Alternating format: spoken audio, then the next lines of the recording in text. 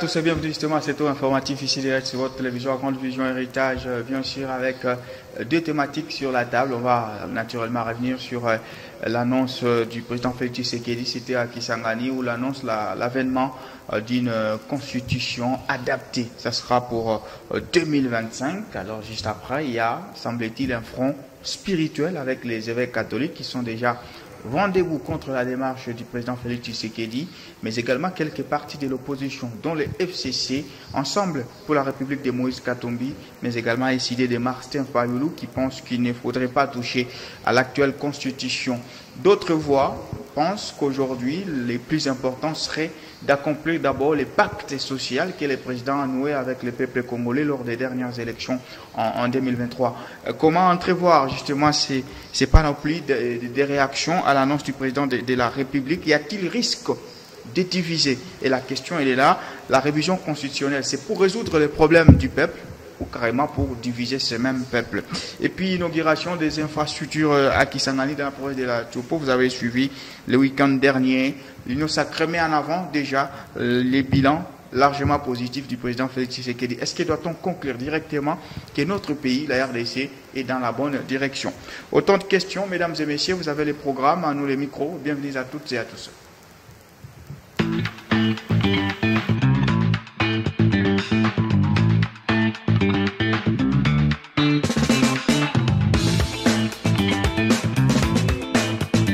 Allez, Monsieur Ramsès Mouteba, chargé de la communication nationale de la COPOP, nous fait le plaisir d'être là. Bonjour monsieur et bienvenue. Merci beaucoup monsieur Jean-Claude, merci beaucoup pour l'invitation et également pour une thématique très intéressante parce que c'est une thématique qui demande une analyse à fond et non c'est resté seulement au niveau des formes. Une analyse qui doit être beaucoup plus détaillée et afin de nous éviter les imprécisions qu'on a dans notre constitution. Merci. Monsieur Mbouimankolo Patrick, leader de la génération Cri d'alarme Sauvons le Congo, bonjour et bienvenue. Merci beaucoup. Bonjour, bonjour à mon cher co-débatteur, bonjour monsieur Sefou, bonjour le peuple congolais. Nous sommes là toujours pour sensibiliser le peuple à suivre le mot d'ordre donné par le garant de la nation, le chef de l'État. Et je crois que il n'a pas justement mal parlé, comme les autres le disent, mais le chef de l'État a raison par le fait que cette constitution qui est en application aujourd'hui n'a pas été écrite par la plupart des Congolais. Merci. Alors, c'est ça les problèmes que nous avons. Il faut résoudre ces problèmes. Alors, on a convié d'autres tendances justement à ces débats, mais avec la pluie qui est déjà là, on aura du mal à les avoir. Ce qui est vrai. Connaissant les réalités de la ville, on risque de finir à 3, comme on est là, cette émission. Je commence avec vous, monsieur Ramsès Mouteba, Félix Tshisekedi, président de la République, qui annonce l'avènement d'une nouvelle constitution plus adaptée. Et il a même eu justement des mots historiques disant que cette constitution était celle des étrangers, écrite à l'étranger, ce qui n'a pas plu plutôt au FCC. On a suivi les réactions. Comment vous entrevoyez ce sujet? Tout d'abord, il faut rappeler que le discours du président de la République, c'est un discours qui a été dit devant le peuple congolais. Et lorsque vous regardez le fond de ces discours-là, c'est un discours qui doit beaucoup plus interpeller l'homme congolais. Et non seulement l'homme congolais, également même nos partenaires étrangers. Et quand il dit que cette constitution, c'est une constitution qui a été élaborée à l'étranger par les étrangers, il pèse très bien ces mots. Lorsque vous faites un peu des analyses par rapport à certaines enquêtes... Vous allez juste rallumer les micros. En attendant de rallumer, on prend vite M. Patrick Mbouyi. Oui, justement. Patrick, oui. Est-ce que M. Félix Tshisekedi, président de la République, a-t-il raison de dire que la constitution actuelle était écrite à l'étranger? Alors, dire que le chef de l'État n'a pas raison, moi je crois que c'est déraisonné. Mais je pense que le chef de l'État a raison par le fait que la constitution que nous l'avons toujours dit, ce n'est pas la première fois, c'est une constitution écrite à l'étranger, sous le dictat de l'étranger. Et dans le contexte où tous les Congolais qui étaient là au dialogue intercongolais, Sun City, partout, tous ces Congolais étaient pris en charge par l'étranger. Alors allez-y comprendre. Et ils étaient pris en otage comme ça plus d'une année pour arriver à coucher cette constitution. Bien sûr, cette constitution, elle a aidé quand même à faire passer cette période trouble. Il y avait justement les tohu-bohu, il y avait l'imbroglio parmi les belligérants. Mais il fallait quand même arriver à résoudre ce problème. Bien sûr, cette période est passée. Nous ne sommes pas restés toujours en 2005 ou en 2006. Au jour d'aujourd'hui, bien sûr, en 2011, il y avait cette révision. On a retouché quelques 8 articles de la Constitution, mais cela a été fait aussi dans un contexte assez particulier.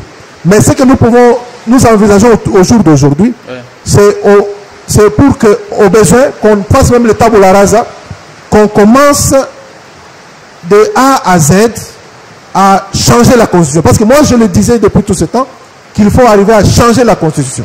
Bien sûr, quand on dit changer la Constitution, on va vraiment partir à un véritable zéro. Mais il y a quand même des articles qui n'ont rien à voir avec la paix dans notre pays, qui n'ont pas, comme l'article 10 par exemple, qui parle de la nationalité dans la Constitution. Cela a été réglé de manière de vaille que vaille, sans tenir compte de la véritable histoire du pays. Il y a plusieurs articles qui émergent. On va revenir. Et justement, oui, parce que cette constitution, elle est trop mécanique, surtout au niveau de la gestion du pouvoir. On sent que ça devient lourd, ça ne facilite pas la tâche à une gestion cohérente, une gestion homogène. Donc il y a l'hétérogénéité qui semble créer une lourdeur dans l'application des décisions qui sont prises par le top management qui est le chef de l'État. Merci. Monsieur Ramsès, on va revenir maintenant à vous par rapport à cette réalité, constitution écrite à l'étranger et par les étrangers. Est-ce que c'est une réalité scientifique ou seulement une réalité politique que le président met en avant? C'est une réalité scientifique parce que je ne sais jamais de le dire que le débat doit être beaucoup plus scientifique. Et à ce qui concerne la question qui touche à la Constitution, on ne doit pas seulement rester au niveau des formes, il faut qu'on s'étale beaucoup plus au niveau des fonds. Et pour s'étaler beaucoup plus au niveau des fonds, ce n'est pas de la politique, c'est la science qui entre en jeu.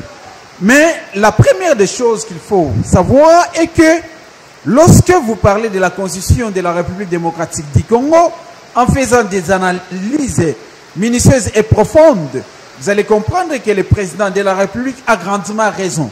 Parce que dans les Congolais qui ont participé à l'élaboration de cette constitution, eux-mêmes se contredisent. La fois dernière ou les émissions passées, j'avais dit qu'il y avait 3 ou 4 Congolais qui avaient participé. Mais tous ceux-là qui se réveillent aujourd'hui, il n'y a pas au-delà de 3 ou 4 Congolais qui avaient participé. Et quand vous regardez d'abord au niveau de la forme de l'État, avant qu'on entre d'abord à l'intérieur pour détailler tous les articles de notre Constitution, d'abord la forme de l'État. Vous allez comprendre que le grand constitutionnaliste de notre pays, le professeur Esambo, le professeur Boshab, Jacques Njoli, André Mbata, ils se contredisent. Lorsque vous écoutez le professeur Esambo, il parle où il dit que nous sommes dans un État unitaire décentralisé. Mais lorsque le professeur Boshab prend la parole, à son tour, il dit que nous sommes dans un État unitaire fortement décentralisé. L'autre là, il parle dans un État unitaire décentralisé, mais Boshab, il parle dans un État unitaire fortement décentralisé. À son tour, il est directement contredit par le professeur Jacques Njoli. Il dit qu'un État unitaire fortement décentralisé n'existe pas. Et donc, cette imprécision qui continue à gangréner dans les têtes des Congolais, ce sont des éléments à régler dans notre constitution. Il continue également, par rapport à l'enseignement universitaire de notre pays, on continue toujours à enseigner les États unitaires décentralisés. Tandis que, quand vous écoutez, c'est là qui donne même ces cours-là, il y a toujours la cacophonie et on a sacrifié la précision de notre constitution. Pourquoi on a sacrifié? C'est parce qu'ils sont allés, ils ont participé, mais tout en acceptant les dictats des belligérants. Ils ont imposé un système tel que vous pouvez qu'obtempérer. Voilà, quand on parle de notre constitution, vous allez comprendre avec nous, beaucoup de pensées restent ouvertes. Ce ne sont pas des pensées fermées. Nous voulons qu'on ait une constitution avec des précisions. Quand vous prenez chaque disposition de notre constitution, chaque article, il faut que les articles soient précis. On doit éviter l'imprécision parce que l'imprécision nous amène également à la division. Toujours dans les enseignements des mêmes professeurs, ils disent que lorsque vous lisez la loi portant les libres administrations des provinces, ils vous disent quoi? Nous sommes dans le régionalisme politique.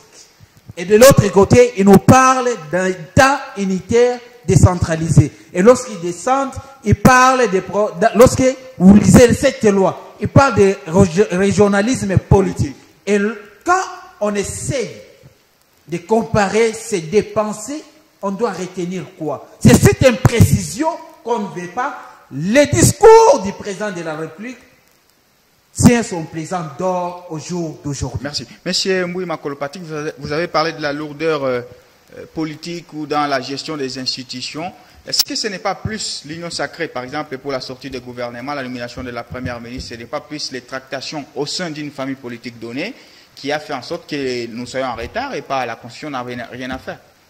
Non, mais vous savez que lorsque cette Constitution a été rédigée, nous étions dans un contexte de 1+4. Alors, au jour d'aujourd'hui, où est 1+4? Ça n'existe plus. Parce que tout cela était taillé sur mesure pour essayer de mettre tout le monde ensemble, le mélange. Et les étrangers et les nationaux devaient co-gérer. Il n'y a jamais eu d'étrangers. Non, je vous l'ai dit. Moi, je vous l'ai dit. Où est c'est qui le monsieur là? Le Rwandais là. Azarias Sourouberoua. Où est-ce qu'il est? Vous voyez? Donc, il y avait des étrangers qui ont fait tout pour que leur opinion passe. Parce que ce sont eux qui avaient la manette de commande. Ce sont eux, après avoir tué Mouzé, il fallait maintenant qu'ils commandent ce pays dans le sens où ça devait leur profiter eux. C'est pour cela qu'il y a l'article 217 que j'ai toujours décrié, malgré que les autres semblent soutenir cet article que vous n'allez pas trouver dans d'autres constitutions des autres pays. Il y a beaucoup d'exemples qui circulent sur les réseaux sociaux. Ça se trouve dans plusieurs constitutions pour l'unité en Afrique. Non, il n'y en a pas dans la constitution rwandaise. Où le Rwanda a cédé quelle terre? Dites-moi quel article du Rwanda qui dit que non, on peut aussi céder. On ne dit pas, il faut céder la terre. Non, mais non, il n'y en a pas. On dit l'abandon partiel de la souveraineté. Le Rwanda n'a pas. Pourquoi le Rwanda n'a pas mis cette disposition dans sa constitution? Ici, la Zambie à côté de nous ici. Hein? L'Angola, partout là-bas. Donc, République centrafricaine. Tous ces pays-là, ils n'ont pas besoin d'être aussi, d'assister à l'unité africaine. Mais ce sont des pays membres de l'Union africaine. Donc, en tout cas, c'est du bluff. On ne doit pas se jeter de la poudre aux yeux. Nous savons que c'était fait à dessein pour que le Rwanda, le Burundi, l'Ouganda profitent des territoires de la RDC. Parce qu'ils en ont besoin. Leur pays, ils se sont réveillés trop tard. Leurs pays sont trop petits par rapport aux géants RDC. Alors, c'est ce qui fait qu'ils convoitent. Il y a la convoitise. Hein, ils convoitent les terres congolaises pour élever. Parce que vous savez que ce sont des peuples pasteurs, pour la plupart. Pour contrer la convoitise, il faut changer la constitution ou revoir. En tout cas, il faut écrire notre constitution en tenant compte de cette convoitise de nos voisins, qui sont des mauvais voisins. Alors, il faut tenir compte de leur convoitise, essayer de mettre des barrières pour qu'ils ne puissent plus mettre la main sur 1 centimètre de la RDC. Moi, je crois que c'est très important. Merci. C'est très Monsieur important. Ramsès Mouteba, voilà, Ouais. on oppose justement à cet argument les timings. La faiblesse de la constitution actuelle, vous la remarquez seulement maintenant ou avant même que vous n'accédiez au pouvoir, vous voyez que cette constitution était faible. La constitution de cette faiblesse était déjà vue avant qu'on accède au pouvoir. Oui. Souvenez-vous que Étienne Tshisekedi Moulumba, paix à son âme, il avait déjà dit que lorsque IDP sera au pouvoir, on va toucher la constitution. Pourquoi? Parce que on avait eu le temps d'analyser notre constitution. Lorsqu'on parle de la constitution de la République démocratique du Congo, il y a celles qui veulent également donner des raisons qui ne tiennent pas debout. J'ai suivi même le professeur Issambo parmi Oui, c'est ça. Il a dit qu'il avait les participé. participants Ouais. à l'élaboration de cette constitution. Mais il est incapable de citer, parce que c'est une question qui a été posée par un journaliste comme vous, de citer les gens ou les noms des gens qui avaient participé à l'élaboration de la constitution. Il était incapable. Donc, c'est-à-dire qu'à un certain moment, nous sommes nous-mêmes responsables de nos propres misères. Parce que, en tant que tel, il connaît les tenants et les aboutissants de la Constitution. Il connaît tous ceux-là qui ont participé à l'élaboration de la Constitution. Mais il est incapable de nous citer, parce que quand il va citer les noms, on saura à travers les noms que ces noms ici n'appartiennent pas à la République démocratique du Congo. C'est pour cela qu'il s'est réservé. Et lorsque vous suivez également et notre participant, tous convergent dans le même sens, dans la même direction, d'avoir caché une certaine réalité aux Congolais. C'est pour cela, nous disons, toucher la Constitution, ce n'est pas un problème.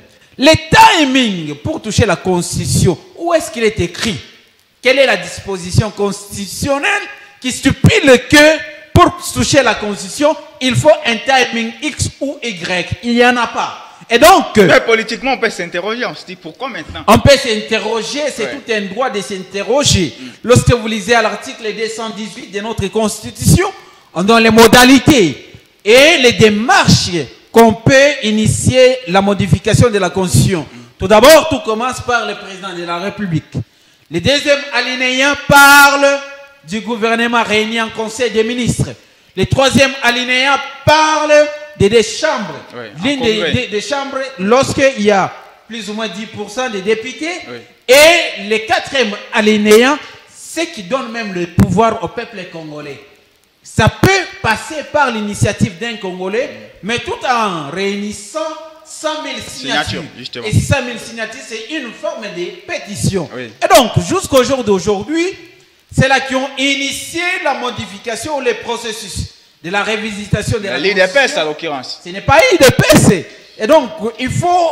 C'est pour cela... Mais nous c'est disons- piloté par Augustin Kabouya. mais ce n'est pas piloté par Augustin Kabouya. Ouais. Augustin Kabouya avait sauté également Ah. sur la proposition d'une organisation non gouvernementale chapeautée par un Congolais conscient qui veut voir Merci. les changements à grande vitesse. Merci. C'est pour cela nous disons ceci. Lorsqu'il s'est prononcé, le secrétaire général de l'UDPS, Augustin Kabouya, a sauté également sur cette opportunité. Et donc, ça doit être un débat purement scientifique. Merci. On doit toucher quel article, quelle disposition constitutionnelle Je on doit reviens. toucher, Oui. et non rester seulement sentimental sous prétexte que quand on va réviser la constitution, c'est juste prolonger les mandats du président de la République. Ça, c'est pas la réalité. Monsieur Patrick, parmi les détracteurs de cette démarche, il y a également les évêques catholiques. On a suivi Donatien Cholet qui a dit que le président ne puisse pas vous écouter, vous. Parce que vous, les collaborateurs, vous avez tendance à l'induire en erreur. Il y a également l'FCC qui est contre, Moïse Katumbi est ensemble contre, Martin Fayulu. Est-ce que vous êtes prêt aujourd'hui à aller à l'encontre de toutes ces voix de ces Congolais? Bon, vous savez, vous avez parlé de l'Église Catholique. catholique. Bon, vous savez, les animateurs parmi les gestionnaires de cette Église, la plupart sont des lamoukistes. C'est depuis longtemps que cela a été justifié sur terrain, leur prise de position et tout ça. On a l'impression que vraiment ce sont des lamoukistes. Et au jour d'aujourd'hui, un lamoukiste peut avoir son opinion. La moukiste, c'est qui? Non, mais ce sont les gens qui soutenaient... de la Mouka. La Mouka. Donc, la Mouka, à l'époque, vous savez. Alors, tous ces gens qui soutenaient la Mouka, qui sont nourris par la Mouka, hein, alors...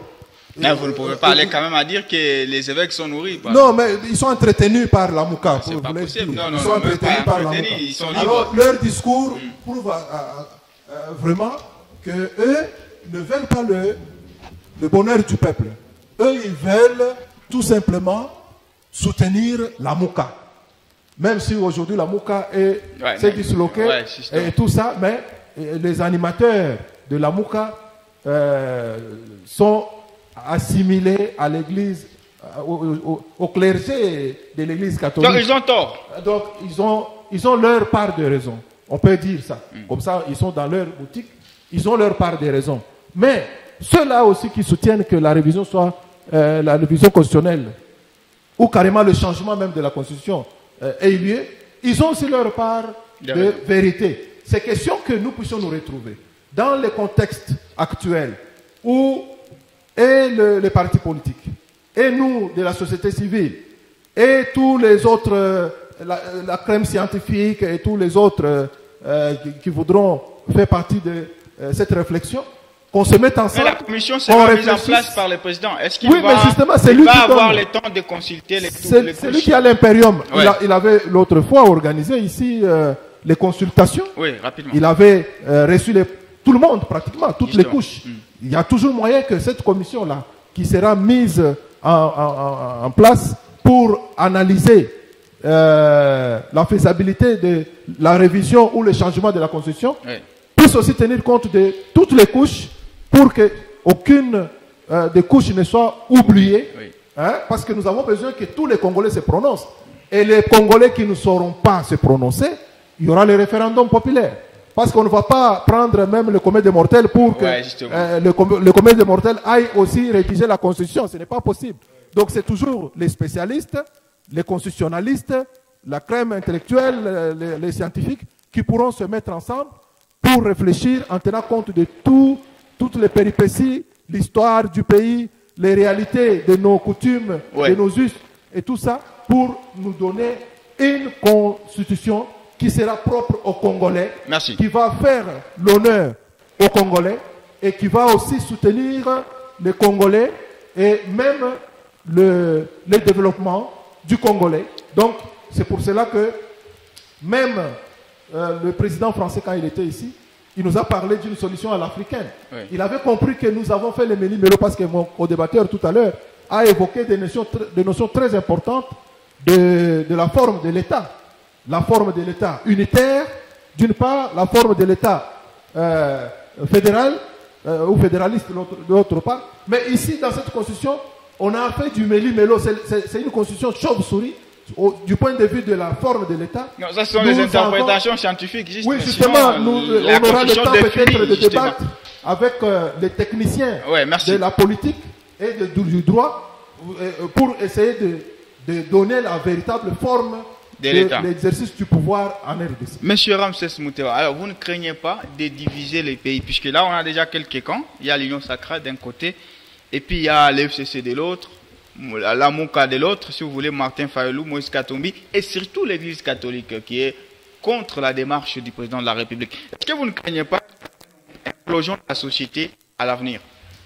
Lorsqu'il s'agit de parler de la Constitution, pourquoi ça doit diviser l'opinion publique? Ça ne peut pas diviser.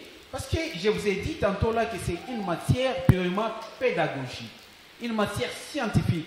Dans la composition, on n'a pas besoin seulement des juristes pour élaborer la Constitution, parce qu'à un certain moment, les juristes prétendent croire que c'est leur fruit. Or, dans cette commission, on a besoin des historiens. Ils doivent nécessairement nous expliquer. Nous venons d'où? Nous sommes d'où et nous allons où? Nous avons besoin de psychologues. Nous avons besoin des anthropologues. Nous avons besoin des économistes.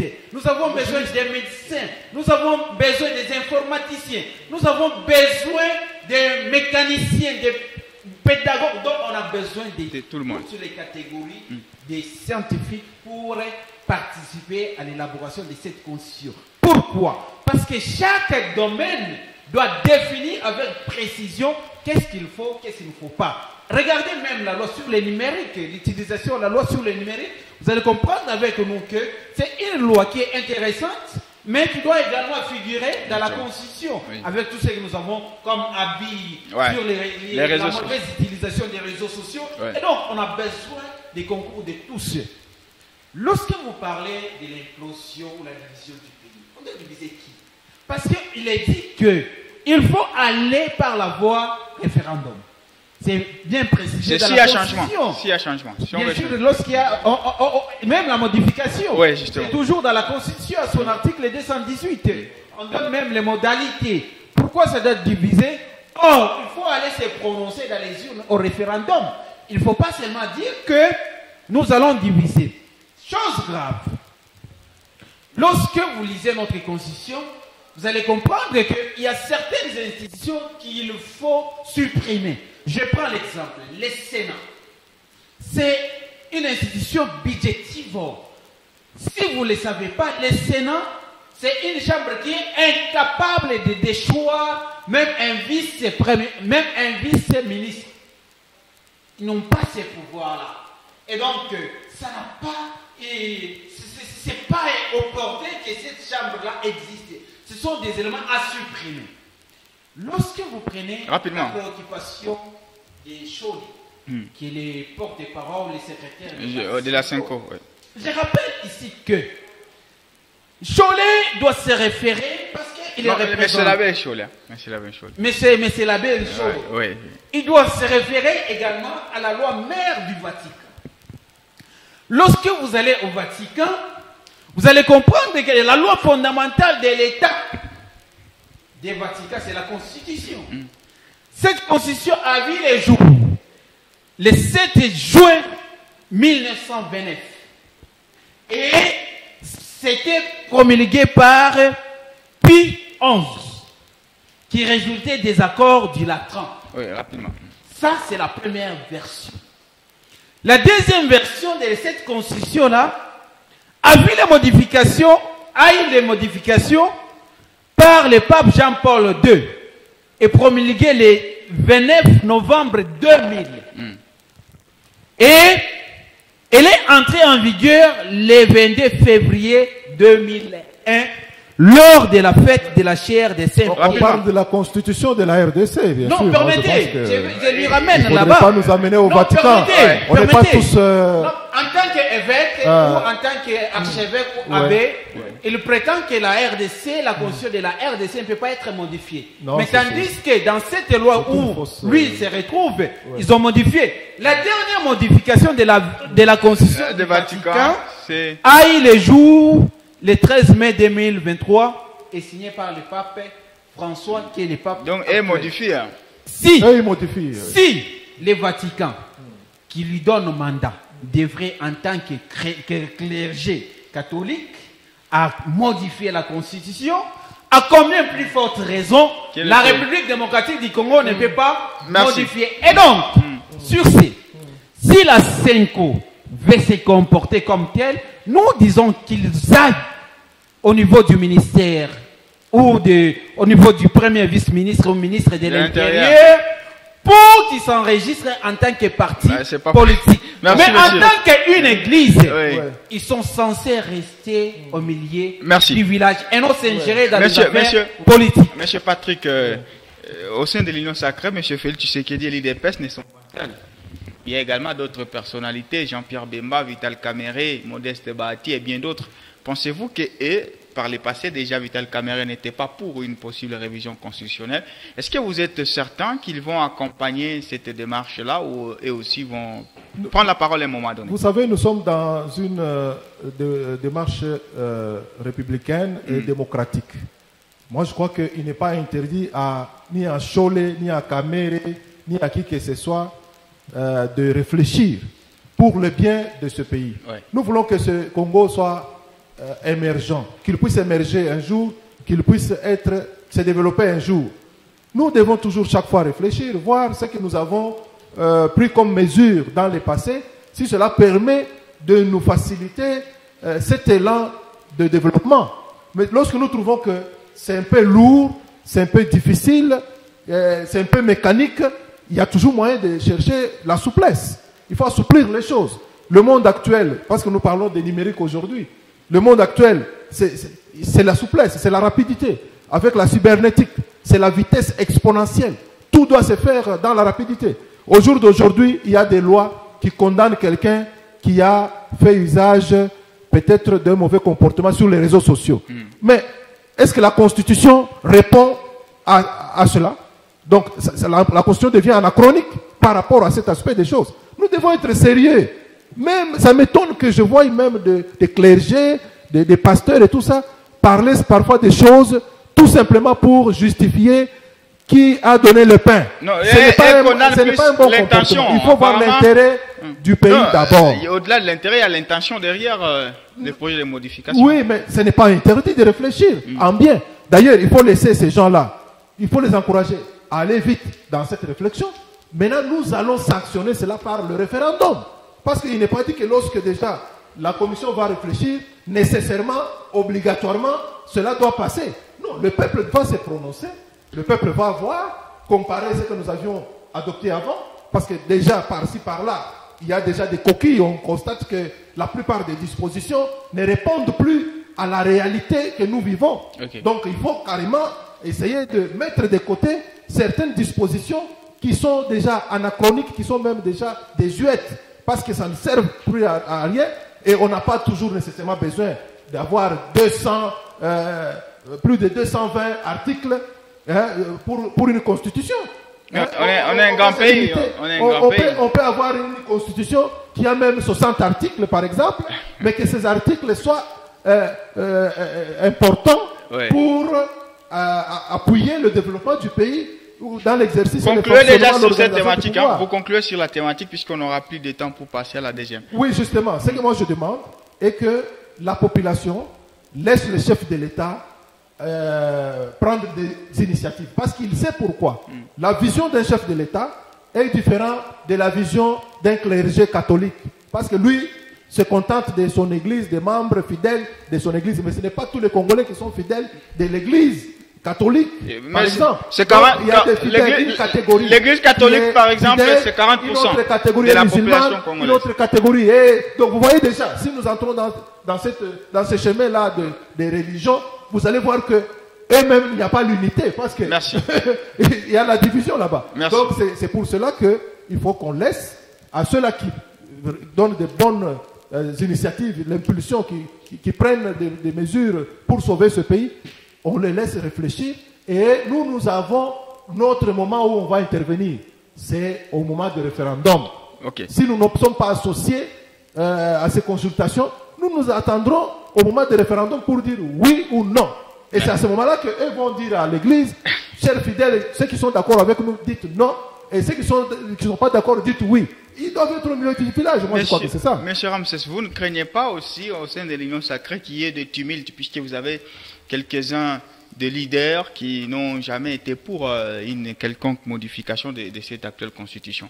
Tout d'abord, il faut rappeler que nous sommes un pays laïque. Ça, c'est de 1. Et dans un pays laïque, ce n'est pas les décisions des clergés catholiques qui vont toujours primer. Et lorsque vous entrez même dans l'église catholique, il y a des opinions divisées. Au sein de l'union sacrée, c'est pas tout le monde. La plupart des fidèles ne sont plus d'accord avec leur clergé. Oui. Mais ils ne se sont pas prononcés. Mais je vous l'ai dit. Je vous l'ai dit, vérifiez dans les chapelles, vous allez voir. Toutes les autorités ne sont pas d'accord, toutes les autorités ne sont pas contre. Et donc, si une autorité est d'accord, une autre n'est pas d'accord. Cela revient de la démocratie et de l'état des droits. Et ici, il est à rappeler que la démarche entreprise, ce n'est pas une imposition. Le peuple ou la population va également se prononcer lors des référendums. Parce qu'il ne faut pas oublier que quand il s'agit de modifier une loi qui est déjà obèse, l'obésité pose un problème même dans la gouvernance de la chose publique. Notre constitution a déjà vieilli. Et donc, cette vieillesse crée une lourdeur dans la prise de décision. C'est pour cela, nous ne voulons plus que cette lourdeur continue toujours, même les générations futures. Il y a un temps pour tous. Nous devons éviter les tohu-bohu. Pourquoi nous devons éviter cela? Parce que nous devons avoir une conscience avec beaucoup plus de précision. Lorsque vous prenez même au niveau des gouvernements provinciaux, il se pose également un problème très sérieux. La population peut également faire confiance en tel, mais les représentants, comme ils acceptent facilement les pots de vin, ils les reçoivent également une certaine imposition. Mais est-ce que c'est les choix du peuple? C'est pour cela, dans cette démarche, le président de la République a même parlé. Les gouverneurs des provinces ne seront plus votés. Les sénats ne seront plus votés par il faut qu'ils soient nommés par le président. C'est normal. Ils doivent être nommés. Ouais. Et lorsqu'ils doivent être nommés, ça revient dans l'obédience du président de la République. Ouais. Même s'ils ne sont pas nommés par le président de la République, mais ils doivent également être votés par le peuple congolais et non par les représentants des peuples à un certain moment. Ce n'est qu'une déception que nous vivons. Merci. Regardez aujourd'hui par rapport à la Constitution. La composition même du gouvernement pose problème. Il faut des négociations en négociation. C'est pour cela, dans cette démarche, il faut même changer les régimes. Nous devons quitter les régimes semi-présidentiels vers les régimes présidentiels. Mais on aura un homme qui aura concentré tout les pouvoirs. Non, ce n'est pas cela. Dans l'équilibre. Permettez, monsieur Sefou, 2 secondes. Oui. Lorsque on a des lois fondamentales fortes, il n'y aura pas un homme fort. Prenez la Constitution des États-Unis d'Amérique. Prenons la Constitution de la France. Aux États-Unis, il y a l'équilibre. Les sénateurs ont quand même un certain pouvoir. Ils ont quelle forme de l'État? Ils ont quel système, quel régime là aux États-Unis d'Amérique? Tout cela repose sur les lois fondamentales. Et la loi fondamentale de notre pays, c'est la Constitution. Oui. En conclusion, nous disons ceci. Chers jeunes, chers Congolais, ne vous laissez pas à la manipulation ou au dictat de certains hommes politiques, de certaines recommandations qui ne tiennent pas debout. C'est à vous de vous prononcer. L'avenir de l'homme congolais appartient aux Congolais. L'avenir de la jeunesse appartient à la jeunesse. Merci. Chère jeunesse, vous êtes un atout majeur, vous avez un rôle majeur à jouer dans ces pays. Pour élarguer l'ancienne classe politique, c'est à vous de vous prononcer. Mais avec la constitution actuelle, nous sommes incapables de mettre de côté l'ancienne classe politique. Merci, monsieur. Parce que nous sommes butés à un certain problème. Nous devons maintenant nous positionner, nous devons maintenant nous prononcer pour l'avenir de notre pays. Une minute. Merci à vous, monsieur Ramsès. Une minute pour conclure. On passe à la rubrique carton. Je pense que pour ce qui concerne la Constitution, on ne le dira jamais assez. La Constitution de la RDC doit être soit révisée, soit changée. Et cela, c'est déjà une option que le chef de l'État a déjà levée. Ouais, justement, ouais. Et le peuple congolais n'a qu'à soutenir leur chef pour que ce pays puisse connaître des solutions adéquates afin de résoudre la plupart de leurs problèmes. Parce que vous avez parlé du changement qui peut créer la division, ouais, ou créer l'unité. Mais est-ce que pendant que nous sommes là, nous sommes dans l'unité ou nous sommes dans la division? Parce que vous voyez, c'est ça le problème. On recherche l'unité. Ouais. Ici, nous sommes dans la division parce que on n'est pas dans l'unité. Si on était dans l'unité, Nanga pouvait aller chercher quoi là-bas? Nanga a profité seulement du désordre qui était là pour aller créer aussi son groupe, ouais, armé, par exemple. Merci. Donc, c'est pour vous dire que la plupart d'articles, 217, 218, 219, tous ces articles-là, l'article 51, l'article 4, tout ça, l'article même 10, parce que je parlais de la nationalité ici, il y a beaucoup de coquilles. Il faudra qu'on puisse examiner cela à tête froide, qu'on voie carrément l'ensemble de la Constitution, au besoin réduire même le nombre d'articles, parce que c'est difficile même qu'un Congolais retienne tous ces articles ici, qui sont d'ailleurs superflus, qui sont inutiles, qui ne servent à plus rien. Merci. Donc, à vous, monsieur. Nous avons besoin de l'unité nationale, oui, et cette unité sera renforcée avec la nomination des gouverneurs par le président de la République, et aussi même les présidents des assemblées. Vous voyez? Donc on doit modifier toutes ces choses pour que lorsque Merci, le chef monsieur. commande, tout le monde puisse suivre. Merci. On s'en excuse puisqu'on n'aura pas le temps de parler de la seconde thématique aujourd'hui. On va finir par la rubrique carton.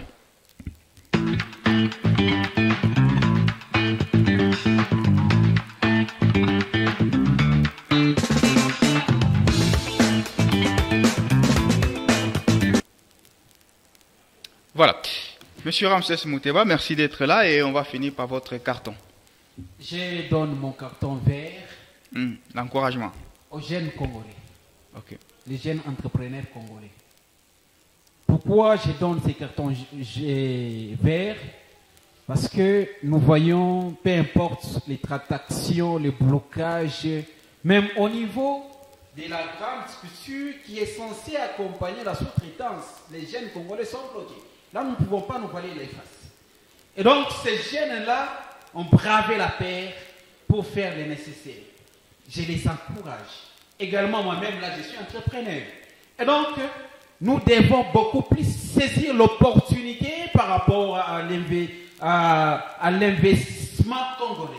Et également, l'organisation du forum AGOA qui se pointe à l'horizon. Ouais. C'est une grande opportunité pour la République démocratique du Congo. Ça doit également être bénéfique aux entrepreneurs congolais.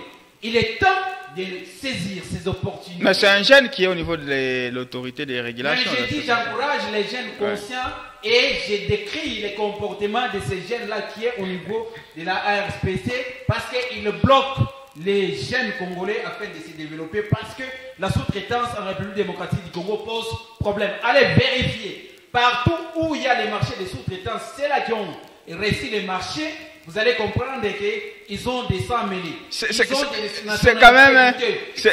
Aucun Congolais... C'est atypique, hein? Aucun Congolais ne peut vous dire qu'il a gagné le marché. Aucun Congolais conscient. C'est atypique. C'est pour cela les Congolais, braves. Monsieur Ram, c'est ce qui est atypique. J'ai dit juste ce qui est atypique, c'est que je vous ai présenté comme tenant de l'union sacrée et vous vous plaignez. Alors, que dire l'opposition? On parle de l'entrepreneuriat. Ouais, c'est ça, merci. Selon moi, votre carton, monsieur Patrick. Selon moi, je donne le carton vert au chef de l'État, le premier citoyen de la RDC, pour les belles initiatives qu'il est en train de prendre pour changer les narratifs dans notre pays. Alors, je l'encourage et je demande, je sensibilise aussi à tous ces clergés et tous les autres qui sont contre là, de suivre d'abord les guides, de voir vers où ils veulent nous gouverner. Et c'est après qu'on va maintenant critiquer. Il ne faut pas toujours être là, se placer à la place du guide. Alors maintenant, qui dirige qui dans ce pays? Donc, eux doivent savoir qu'ils sont là pour diriger seulement l'Église et non commencer à bloquer l'action gouvernementale ou l'action de la gouvernance du chef de l'État. Donc, nous voulons que toute la population essaye de suivre ce que le chef de l'État donne comme initiative et l'encourager afin que nous puissions arriver à avoir un fonctionnement rapide de l'exercice du pouvoir. Merci, monsieur. Et aussi au niveau de la souplesse, au niveau des institutions, dans leur interaction. Merci, monsieur Ramsès Mouteba, chargé de la communication nationale de la COPOP. Merci, monsieur Patrick Makolo, leader de la génération Cri d'alarme, Sauvons le Congo. Merci beaucoup, monsieur Sefou. Dans 5 minutes, ma montre faisant foi, vous allez suivre la grande édition du journal. Restez curieux suivant nos programmes et au revoir.